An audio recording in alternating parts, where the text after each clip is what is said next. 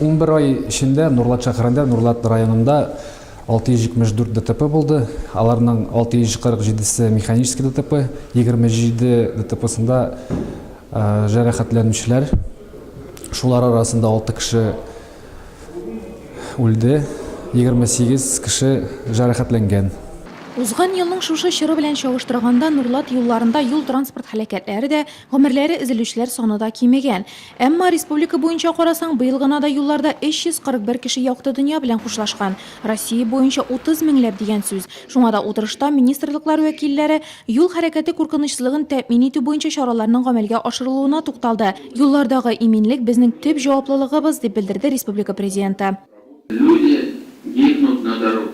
Есть ответственность муниципалитета республики. Значит, дорожное покрытие, там места, опасные места не обеспечены в соответствии с знаками.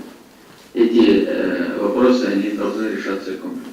Юл транспорт хәрәкәтләренең сәбәбе төрле. Таләпләргә туры килмәүче җәяүлеләр юлы, транспорт чарасының төзек булмавы, сатудан кергән акча артыннан куучы автобус йөртүчеләр дә. Киләсе елда бу юнәлештә эшләп бетерәсе бар. Нурлатта 30 җәяүлеләр юлын тәртипкә китерәсе, 5 белем бирү учреждениесе янында киртә тоту эшен дәвам итәсе. Әлеге башлангычны нурлатлылар хуплый.